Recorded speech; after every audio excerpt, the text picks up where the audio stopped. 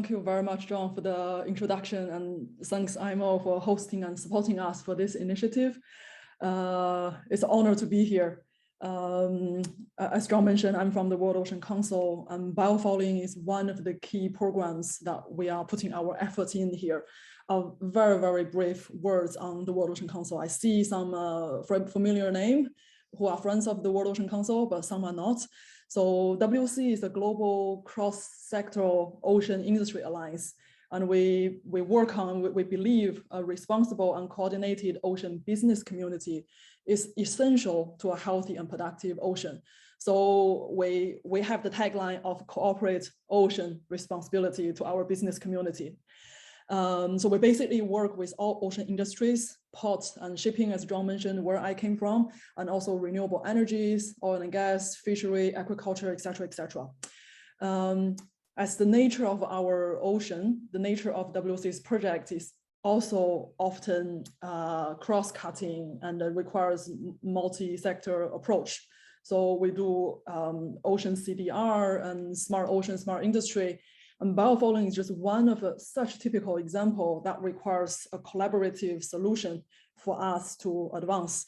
So I'm thinking, John, maybe I could change the order a little bit. Maybe now I could introduce you, invite you back to give us a word or two on why World Ocean Council and IMO especially has been supporting the biofouling related challenge a lot. Maybe just give us a words on why we are spending so much effort. Why biofouling, you mean? Yes, of course. Yeah. Perhaps what we have, I mean, from IMO, we've produced an animation recently, and perhaps I think they always say that an image is much better than 1,000 words. So I think we can share this animation, which is barely about 2 minutes, and that can explain to all the participants what is biofouling and why we are focusing on this. Just allow me just 2 seconds to share the screen right now.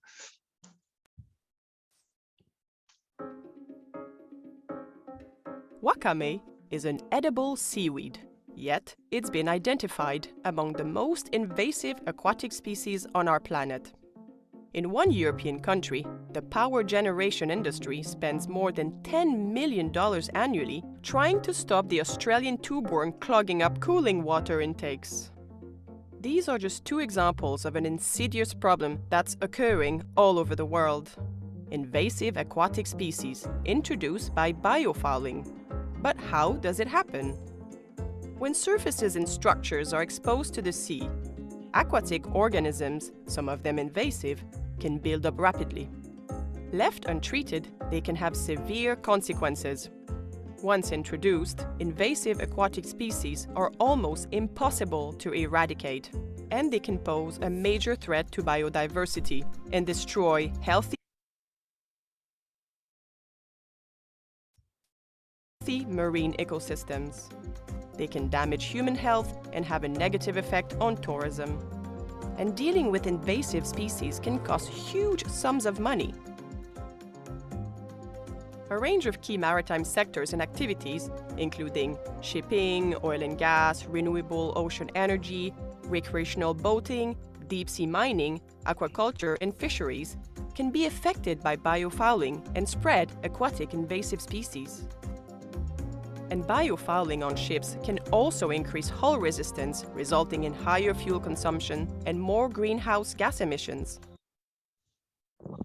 Okay, so after that short introduction, just explaining that biofouling is a natural process. That's the important thing to know. It affects all maritime industries and infrastructure. So humankind has been trying to minimize biofouling from the very first time that we started to navigate the oceans. But for the last 40-odd years, 3 important things have happened. So first of all, we've seen an ever-increasing global commerce, which is supported by international shipping. And because ships basically transport 80% of commercialized products. And ships are at the same time one of the main pathways for the transfer of invasive species through biofouling. We should also take into account climate change, the effects of climate change. So it's difficult to forecast exactly how it's going to affect, but we certainly know that it will raise the water temperature in quite a few areas. And warm water is a booster for invasive species. So this could potentially open new areas closer to the poles, which and make them much more exposed to the establishments of invasive species, and then lose their original or the current biodiversity in their habitats. And last but not least, I mean, we have the increased focus on the resources, on using the resources of our oceans for future global economic development. So this would be, we always talk about the blue economy, but we have to ensure that this blue economy does not translate into depleting the marine biodiversity of our oceans. So biofouling is truly interesting because it's not only a solvable problem, but at the same time, we're tackling two key environmental issues. So it's this transfer of invasive species and also the greenhouse gas emissions from ships. But at the same time, by preventing biofouling, there is a strong potential of translating this in either reduced operational costs or improved product quality, or potentially increased revenues for maritime industries. So it is a win-win solution. So having this kind of initiative to incentivize the development of new solutions is I think, an excellent opportunity, an excellent initiative. Thank you, John. Yeah, and especially in the IMO, I think the shipping industry is perhaps one of the industry has been tackling this challenge more than any other industry. And really there's a lot we can learn from good management, best practice on tackling the biofouling challenge. And outside of this, outside of the shipping industry, in the ocean community, in the blue economy in general, we still have a lot of work to do in terms of raising the awareness and also potentially mitigate the impacts of biofouling. So that's one of the key reasons why we launched this competition. So to reach the community that is less aware of the issue, and also perhaps also not already incentivized by the market force to work on it. Just very high level kind of the purpose and the scope, and then I will pass on to Birgit very quickly. So the innovation, the biofouling innovation challenge is designed more for the early stage innovators, because we see the experienced established company would have more means, but the idea is to really how we can collaborate. So we do also invite established company in. Maybe you could find a complementary solution to the ones you are looking at, or even find a potential solution to the problem you have. So one is we're focusing on the early stage innovators. And then of course, the environment is the most important emphasis here. We do want to be more efficient, be more effective, but we want to do it not at the cost of our ocean, of our environment. And also we want to be more preventive rather than reactive. However, I think most of the experts and all of you guys here, we begin to talk, the solution is really multifold. We rarely see one solution that can solve the problem. So now, just with that note, we think the solution is going to be a collaborative, a joint effort, and so does this competition. So the World Ocean Council is very lucky to have the Ocean Opportunity Lab to join force with us on delivering this competition. So Birgit will be explaining more on how it works. The whole competition is run on the ecosystem of the tool platform. But I want to say WC and TOO has been working and collaborating on many projects. And we really believe one organization, one initiative, one network, always have limited capacity to serve our ocean community. So we do believe in collaboration. And that's also our belief for the biofouling solution as well. So without further ado, Birgit, please. Thank you so much, Tina and John. So I'm just going to pick up and share my screen for you guys. Let's see here. And then I'm going to give you a short intro to tool and the practical parts of this competition. So let's see.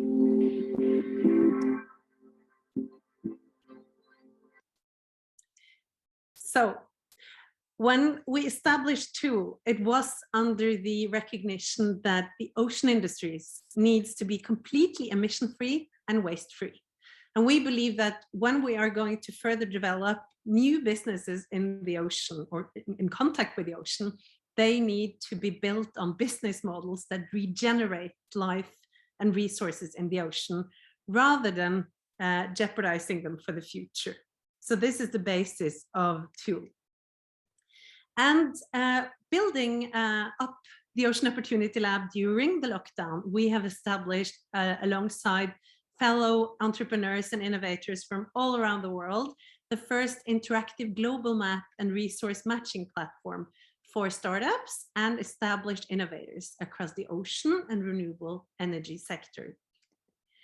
And we believe that the key to solving the future and the current challenges is by empowering generation cleanup, to bring the young generation of environmental activists and Greta Thunberg generation into our industries, converting them into business activists. So we have built a system that is designed to support change makers and basically putting SDG 17 into practice.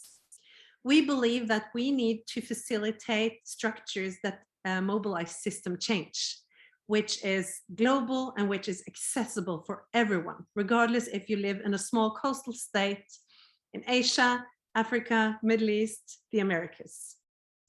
And then we believe that mapping and matching the resources and the resources needs for these actors across small and big and different parts of the industry is really where the key is in order to drive and accelerate our joint global innovation journey. So what we focus on is a key problem for anyone working on innovation, a pain point, which is where is it that I can find the right resources at the right time? And how can I connect the established industry initiatives with those well-hidden, amazing, talented, smart innovators across borders and segments? We also believe that really tapping into tech for good and mobilizing the butterfly effect, the pay it forward approach, is what we need to succeed.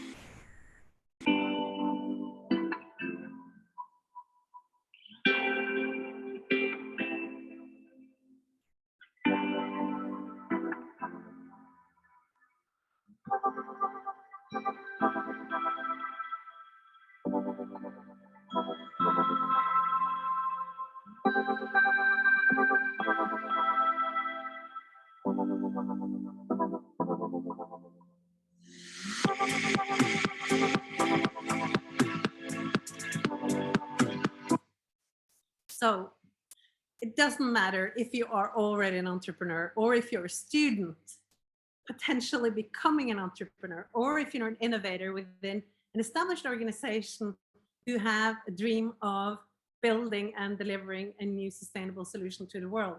We believe that everybody has the potential to become an innovator. But we need to then ensure that we can bridge the generation gap. We need to work across segments and silos, and we need to build capacities by and with and for the actual founders and entrepreneurs. And we do believe that mobilizing change from the inside is extremely effective, powerful, and important where we are today. So we believe in connecting the various industries, also when it comes to looking at the educational sector, universities, the owners, board, and individual change makers that sit in established organization, financial sector, the clusters, and ensuring that we can turn the challenges of our time into scalable solutions and opportunities. So here you have the tool spawn, which we're going to get to know a little bit more as we dive into the practicalities of the competition. So as I said, it's the first global interactive map of innovators with more than 1,800 startups and innovators currently on board. And it's a place for the innovators to promote their needs and resources to each other and to the established world. And as we are joining here today, we can find the Biofouling Innovation Challenge and a lot of assets and resources on this on the spawn. And now I'm going to go into how we are supporting World Ocean Council and this initiative as a facilitation platform for the Biofouling Challenge. So let's see.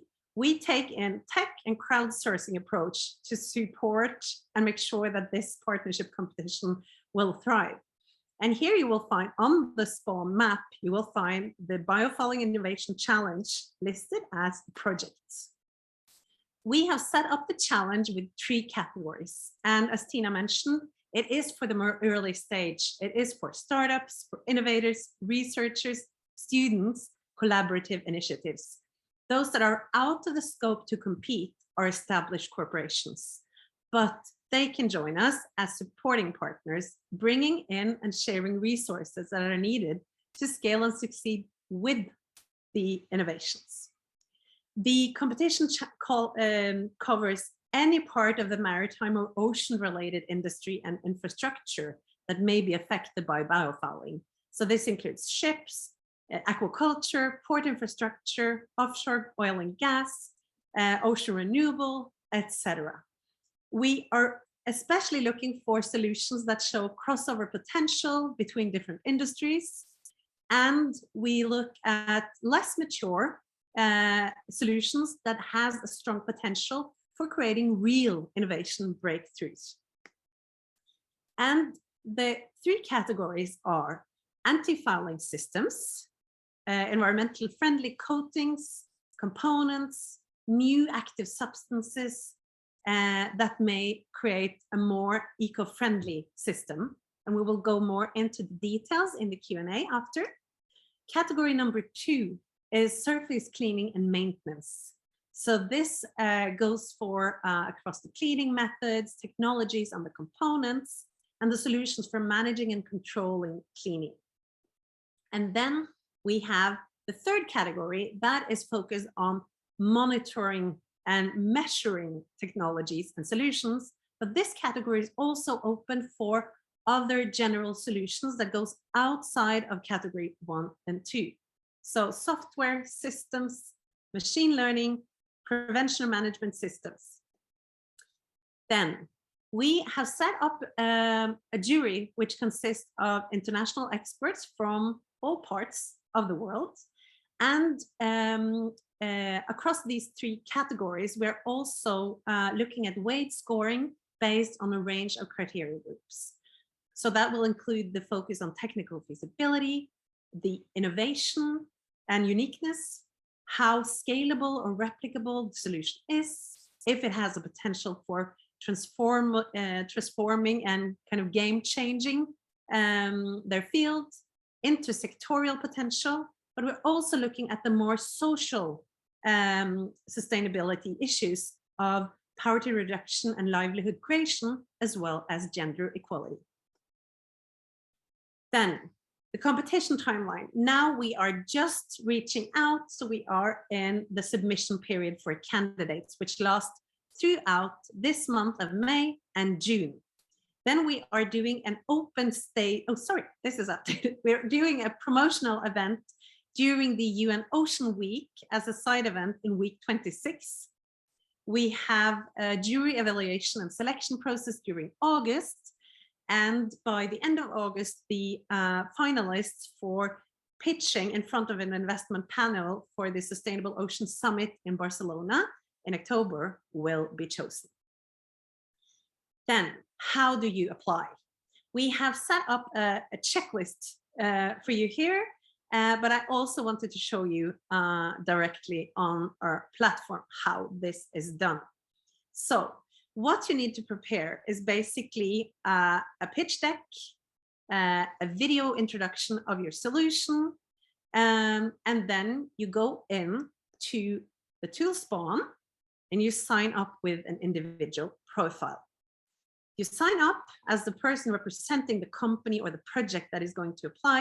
And remember that we want to have only one application for each project or company, but in case there are more applicants, we will be able to sort that out. Then you will find the competition under projects on the spawn. And when you go into that, you will find more details, and you will also find the 3 individual opportunities and the categories for where you can apply. So here you will see that there are 4 opportunities under the competition. 3 of them are the actual categories, whereas 1 is an opportunity for industry and price partners to join us in supporting these amazing innovators. And I'm super happy to share that just after our morning launch today on Australian, Asian, Middle Eastern time, we've already received the 3 first applications for this competition from across the US, Norway, and Portugal.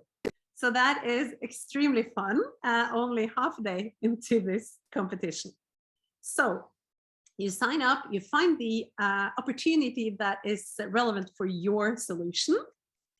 And then you go in, read some of the practicalities, you can find the terms and conditions for the competition, and you can find my team available at most time, enabling any kind of clarifications, questions that you may have. So inside the opportunity, you will find an apply button, and there you can add your cover letter and upload your attachments. What you're also able to do is that you are able to register your own company profile or project profile on the spawn, which will be part of the basics for the jury evaluation. And then we would just like to remind everyone that you can engage as a candidate. You can engage as some stakeholder or partner that knows about potential candidates and reach out to them or tip them about this competition, or you can join us, and we are very welcoming the various supporting and competition partners that represent various resources. And this morning we had one of the participants joining from a resource test center in Netherlands, where they actually have testing facilities for biofouling solutions. So mentoring, pilot partnership opportunities, collaboration projects. I mean, there are so many ways to contribute to innovators in this field beyond just the capital. So that was my introduction, and then me and Tina will be able to clarify and add some details to it as well. And then before rounding up, I would just remind everyone about our perspective to this. Individually, we are one drop, but together we are an ocean. And that is so powerful. So thank you so much, and looking forward to the Q&A.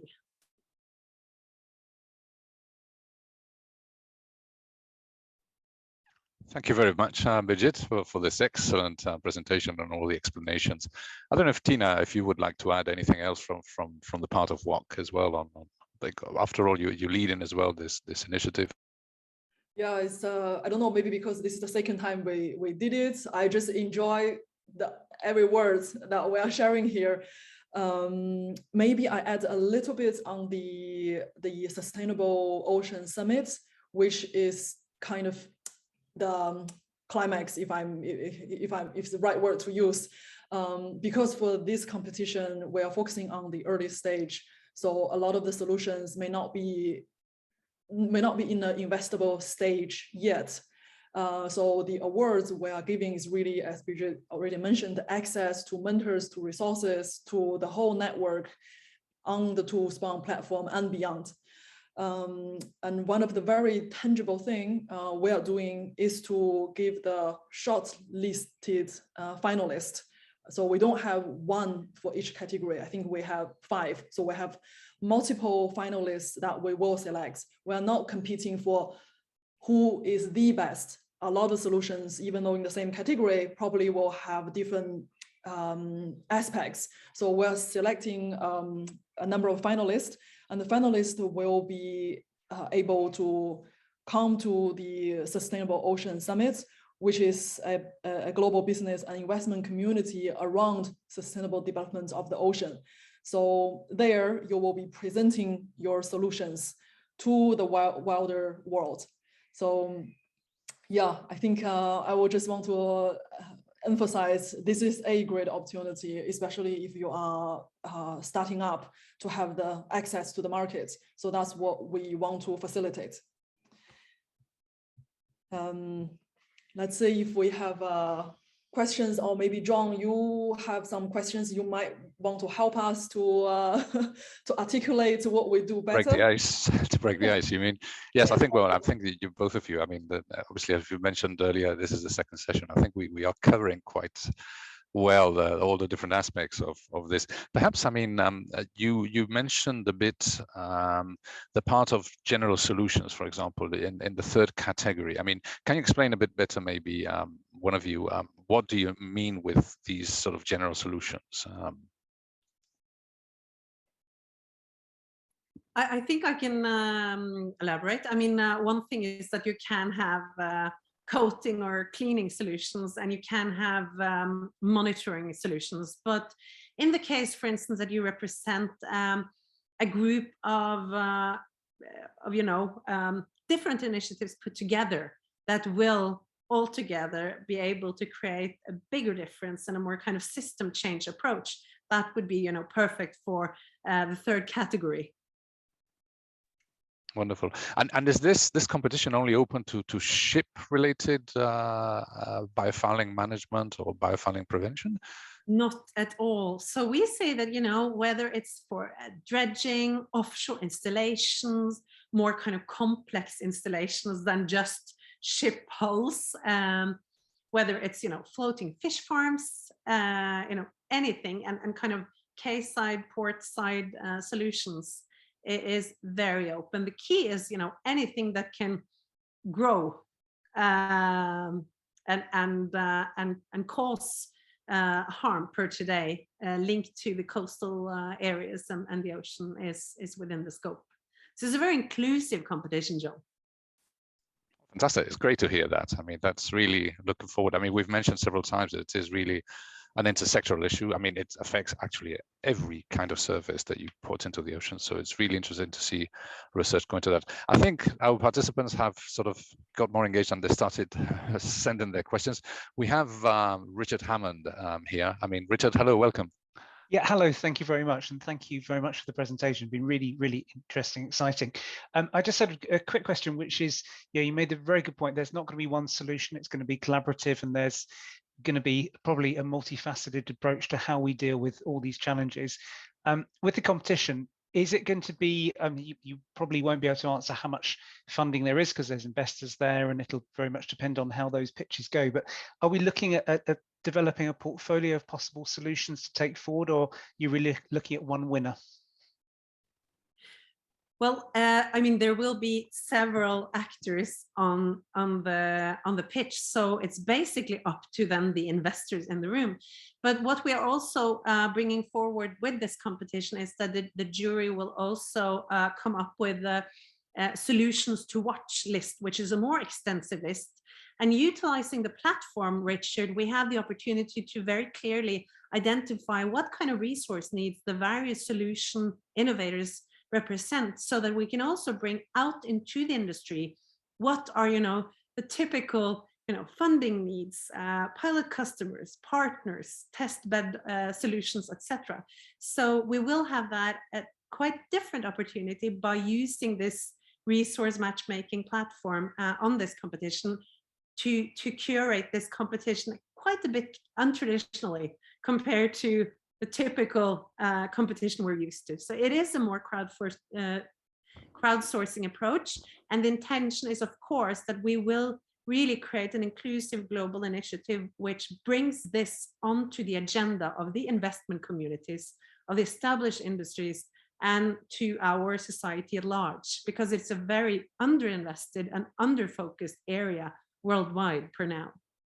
Brilliant, thank you. No, that's really helpful. And just from listening to you, I'm thinking even those that don't necessarily hit the top spot, the opportunity for others to see those new technologies and actually the whole networking, this is a way of joining people up, as you've said, is a really good opportunity. Thank you very much.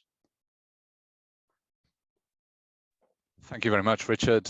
We have another question from Melvin Gildo. Hello, Melvin. Hello, thank you for the opportunity to collaborate here. Essentially, my question is more around innovation.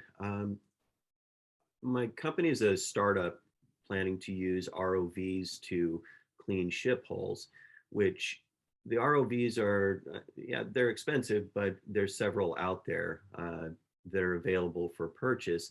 So I'm not really doing anything new. I'm just doing something that's not widely used here in North America. So I guess other than the resource for networking and opportunities to collaborate with some other businesses, I'm wondering if this is maybe the proper challenge for my business to participate in.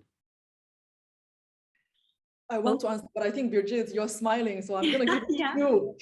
Yeah, no, this is actually a good, really great question and a good challenge for you, because yes, it is a competition focused on the degree of innovation. What I would say, a core essence of innovation is also putting together existing solutions in new ways. So then, Melvin, I would look at, with this existing solution that you haven't developed, how could you team up with other innovators across the field in order to do this in a new and innovative way? That, I think, would be a relevant case for this competition. Do you agree, John and Tina? Yeah, I want to follow up on Birgit. You made a very good point, but I also Melvin, I love the question. This is so real. So two things I want to say. One is innovation can be defined at different level. It could be technical innovation, but it could also be market innovation. And I don't think market innovation is any less. It's perhaps more challenging sometimes when technical innovation. So I think what you are doing is definitely qualified as an innovation. Now, coming to the competition, of course, at the end, it will be the jury, it will be the judges really compare what is what. And there will be, we do have a set of, when we go to the platform, we do have a set of criteria. I think you can go into it. Personally, because what we are doing is not just for the finalists. We do need to have the finalists, so you guys are coming and joining the party. But what's more important, it really is the ecosystem. And I think what you are doing is important.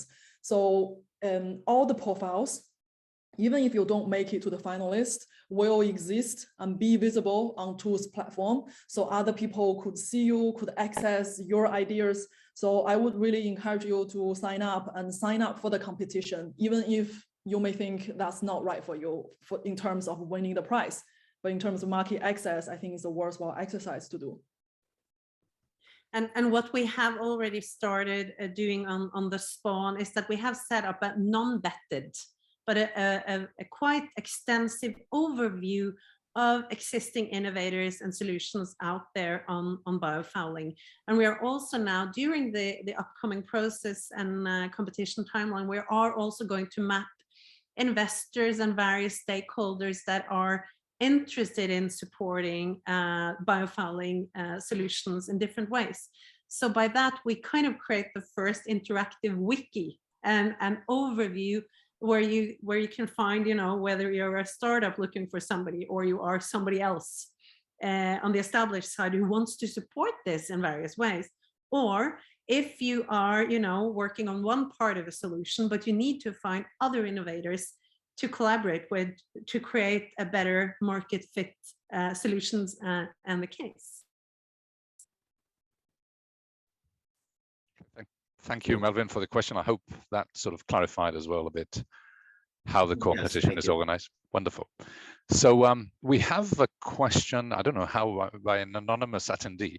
I think we can all see it. I think one of them we've already replied a bit, unless you want to comment something else about it, but how are you able to match partners if somebody has an idea but not the capability to deliver everything? I think that's one. Yes, we can do that. Yeah, I think that's we've been speaking. But there is a good question there. I mean, can you explain about confidentiality of the competing solutions? That's perhaps a good detail. So it, of course, both as organizers and the jury have complete confidentiality. But then what you register on your personal profile and company or project profile on Spawn, that is open information out in order for people to find you and for you to become more visible. So you shouldn't include confidential information on the landing profiles. But when it comes to the documents that you upload in the competition, your pitch deck, that's where you typically have more of the sensitive information, which is of course at all times treated with a full discretion. So that is something that you can find under the terms and conditions on the Spawn.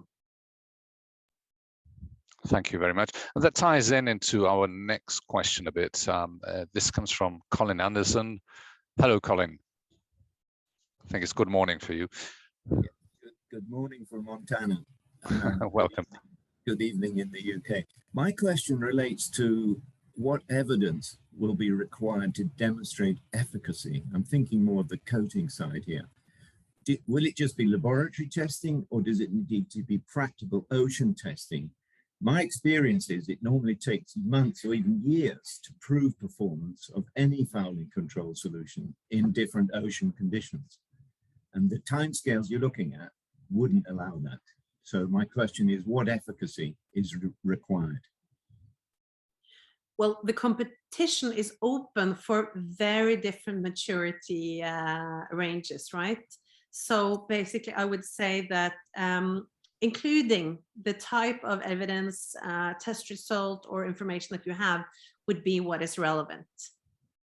Because some of these solutions may be at a much earlier stage, and of course, then we are not, you know, going to expect the solutions to be developed during this period, but we are going to have the jury assess solutions within different maturity ranges. Yeah, so the jury is a panel of experts on different aspects related to biofouling and invasive species.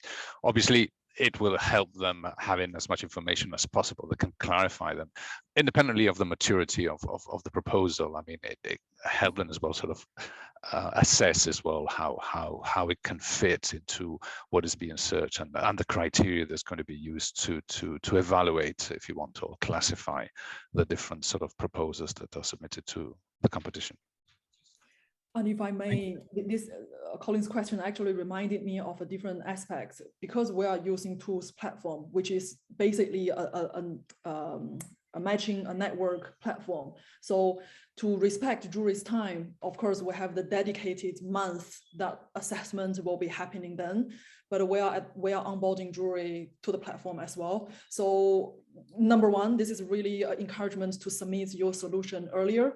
And no guarantee the jury will all come in earlier to see it, but you have all the time until the deadline to amend, to change. So if there is a high possibility that jury will come in and already give feedback, so you can actually submit more information. So this is a slightly technical question, and I think really depends on the jury that if there more evidence could easily get, they would request. It'll be good to submit those within the timeline. Yeah, and you know, that is, you know, the only part you really need to bring in when you first apply is your application letter and your individual and company or project profile, and then you can both share your input on our type for questionnaire and upload an embedded introduction video and other details later. And our team will also be able to guide you, let you know if there are some things that are, missing, or, help you a bit on how you can improve this.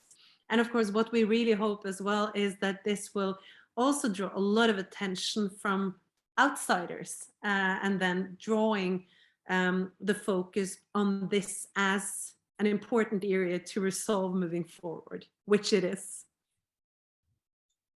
Thank you very much, Colin, for your question. We have one more question from Mauricio Peixoto. Hello, Mauricio. Hello to all. Can you hear me? Yes, we can hear you loud and clear. Welcome. My question is very simple. Actually, I work for the Maritime Authority of Brazil, and we are very interested to hear from those innovations. So if we could just be a part and have information such as presentations and etc. would be very, very good for us, especially looking forward to create new guides for Brazil and etc. So will you guys have webinars and stuff like that so we can, follow a bit closer? So yeah, Birgit, I will speak for you. I think if I were you, I would encourage to sign up as a partner, so you can really stay in close contact. But it's a great question. I think in general, all the public available information for the technology will be on the website. So we will on to Spawn platform, so anyone can come in and see it. And we have 2 events we kind of build into the whole process. The final one is the SOS, Sustainable Ocean Summit. And also in the end of June, early July, the Lisbon, Our Ocean Conference. We probably gonna do it virtually. So there will be an opportunity for those who are ready to give presentation also. So all of this presentation gonna be available to general audience. So I think there's a lot of stuff as potential partners you can watch. Anything I missed, Birgit, please. Yeah, I mean, the after the jury process is over, as mentioned, there are a group of innovators that will be chosen for the pitching during Sustainable Ocean Summit. But there's also a more extensive list and overviews of solutions to watch that are picked out by the expert group and the jury. So that will be an amazing resource to follow up. And of course, we can do, and we do have a kind of post-competition promotional period. So I would guess that it's very natural that we also bring various innovators then out to the world in the various ways that we can, both on the digital part and with our partners. And definitely it's interesting because we did a presentation on this similar issue this in Brazil, in Rio, a couple of years ago, and it would be amazing to have partners from the Brazilian maritime and ocean community joining and letting us know what kind of resources or opportunities could you represent for certain type of solutions or innovators. Wonderful. And from the side of GloFouling, Mauricio, I mean, I know you're quite familiar with our webinar series. You know that we've been hosting webinars on different aspects on research or even on innovative technologies. Whenever there's the opportunity to share something with the wider world, we take as well the opportunity to do it, especially with developing countries. So yeah, we'll be hosting that. You'll see that. I mean, the program it will progress throughout the years. Okay, so we have another question. Well, actually, we have a question from, again, from, I don't know if it's the same anonymous attendee. I think maybe what we could clarify is a bit, you could repeat a bit the criteria that's going to be used for selecting or shortlisting, let's say, the proposals that we receive. Yeah, and I mean, because it's asked about the maturity, and here there will be very different maturity levels. It could be, you know, innovation solutions coming from students or research project and entrepreneurs. So that's why it's put together a combination of criteria, looking not only at which stage you are at per now, but also more to what is the kind of the uniqueness or innovativeness that has game changer potential. So there will be a variety of factors leaning into this. And definitely there are, you know, companies in various stages that can apply. And we know that when it comes to material technology and physical solutions, a startup is not, you know, it doesn't end being a startup after the first year, because these solutions take a lot of time. So the key here is really, you know, if you already have an established market position and you are kind of a more mature company, you are not in scope. But if you are an entrepreneur that is still on your entrepreneurial journey, then this is the right place. And we will make sure to really bring light to the various actors and groups also, because we know that they have, you know, different needs and different positions. And John, there is another last question as well. Yes, that's correct. I think we can, I mean, whoever one of you would like to clarify that question from, well, let me give, I think it's Shell David. Let me give the floor to Shell. Hello, Shell, welcome. Yeah, hello. I was just wondering about the video aspect of applications. We are a small company, and the competition is meant, as you just mentioned, especially for students and startups. And I fear that if the entry for the competition has to be video, you are giving a relative advantage to bigger companies who can pay for slick video presentations. We do a lot of research, we have a lot of documentation. It would be interesting and not very difficult for me to put together a research or a project proposal, but it would mean for a small startup company like me in the Netherlands, enormous costs to hire somebody to make a video presentation. So yes. What is the reason behind this video requirement? So I would just put up my phone here. Nobody are expected to produce a professional video. But whether you use a kind of a Canva like we do with an interactive presentation that you can create a video from, or if you actually have somebody just filming you, sharing your story, what you're doing, that is the key. The key here is to differentiate. And we have done these kind of competitions before. I've also participated in competitions where we have made our own, you know, straight from the garage type of videos, where it's more about, you know, giving the more personal touch that can give the jury something else than what they will see in a pitch deck presentation. So it's more about you and other innovators sharing the personal story in your own words, in a more, in a different way that you would get through an application text or a pitch deck or a general intro. That's the part of it, but it's not supposed to be external production, something expensive. It should be something that you can basically film with your own phone. Yeah, well, if I may react to that. Are you hearing me still? Yes, we can hear you. Yes, yes, well, go ahead. For sure. It links to the earlier question about the coating and the long time that you need, because we're talking biology, that you need to prove the effectiveness of your solution over different growing seasons, which basically means over different years. What we do here, where I am in the Netherlands, we actively infect substrates with mussel larvae for the time being, because we realize that statistics is incredibly important, and that we find that there are a number of solutions out there in the market that say, well, we have been around in the oceans for 1 or 2 years and no infection with mussel larvae, so our solution works. And we exactly claim that this is, well, that this is not sufficient proof. So we infect substrates with 500,000, we count the larvae, we infect the substrate under different conditions with the same amount of larvae, and then we actually count the larvae after they have settled. Now, this is statistics, this is mathematics, this is complicated and very difficult to explain in a movie.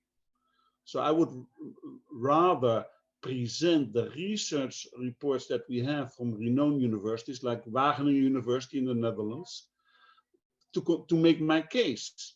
And if you put this into a video, it becomes very boring. Well, so if I may, I mean, you know, in the platform, you have the opportunity to add attachments to your application to cover just this, you know, pitch deck, different underlying documentation. And you also have a great opportunity to put that on the company or project landing page.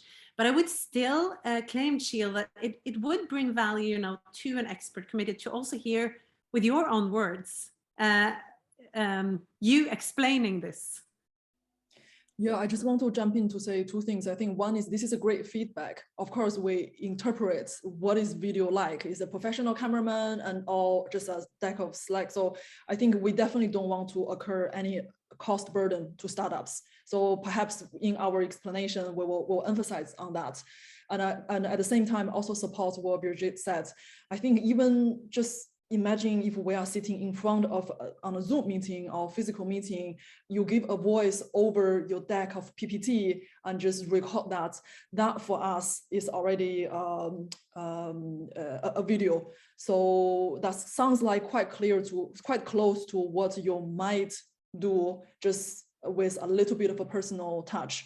And of course, if this is too much a burden, then it doesn't have to. We really just try to have more senses, not just a black and white piece of paper, more senses that we can sense into to facilitate our judgments better. But I don't say great feedback that we probably can adjust our instruction better as well. Definitely we will. And for sure, this is, you know, the very low-key approach to this. It's not supposed to be something that drains any innovator for resources, but rather the opposite. That is something that should be available and accessible for basically anyone to join and attend. Okay, point taken. Thank you. And thank you very much, Sheil. I hope we will receive an application as well. Well, I will explain it to my daughter and she will present, so you won't have to see my ugly mug. And my daughter is very nice to look at. Sounds great. All right. Thank you very much, Sheil. Welcome. Okay, so I think we only have one question from the anonymous attendee. I don't know if it's the same person or not, but so it's they're asking if a competing solution or a solution that's submitted to the competition can also be applied to this to participate in the second GloFouling R&D forum. Yes, of course. I mean, submit your abstract. We are currently defining the program. I guess you're aware that we very recently issued the first call for abstracts. There will be again some more calls. There's plenty of time to do this. So yes, indeed, we're open to absolutely any proposal that can be submitted within the sort of the general theme of the R&D forum. And I think with this, we arrive to the end of it. I think there's no more questions. I think we've been almost an hour actually. So I think we've covered most of the details related to the Innovation Challenge competition. So I think over to you, Tina and Birgit, if you want to say a few words before we close. I just want to say thank you to John, you and our community, and really looking forward to see applications coming in, and please get in touch. Birgit's team is amazing, so bother them, please. And I have to say, our team is a global team of innovation cleanup participants. It's young people from around the world with a strong heart beating for sustainable solutions, and they're really excited about this project, and they are going to support you in the best way possible. So with already 3 first applications coming in just today, I'm really so excited to see how this moves forward. So let us know if there's anything that we can help you with. Yes, thank you very much. You can see all of you there, the screen for the the web link for the URL for accessing the tool spawn. So that's where you can find everything. This recording, the recording of this session and the previous session where we did the same sort of presentations are going to be available tomorrow on all the websites, GloFouling, WOC, and Tool Spawn. They're going to be there, so you'll be as well able to revisit some of the discussions that we've held here and find some of the questions. And of course, the team, Bridget's team, and Tina herself as well at work will be available to reply to any questions or any queries you may have. Okay, well, thank you very much on behalf really of I think of all the participants. I'm sure that you find this initiative as interesting as I have. I mean, I really congratulate the World Ocean Council, Tina and Bijit from Tool as well, so to lead this initiative. I think it's a fantastic idea, it's a great initiative, and I think we will all reap from the benefits that they will be delivered at the end. We're really hoping to see coming in, as Bijit has mentioned, there's already 3 applications as well already submitted to us, but we really hope to see many more. There are many opportunities, there are many aspects that can be covered or can be included in this innovation challenge. So we're really quite eager to see what we receive. And that's all from my side. I mean, only now remind you as well, there's we mentioned briefly, there's the R&D forum, there's a call for papers as well if anybody wants to. This is completely separate, well, completely a bit separate from the innovation challenge, but this is more a traditional sort of conference R&D event and exhibition. So if you want to submit abstracts, please, you're in time to submit them in the next 2 months. And that's all from us, from London, from Israel, I think, and from Norway, actually. So that's a truly international call.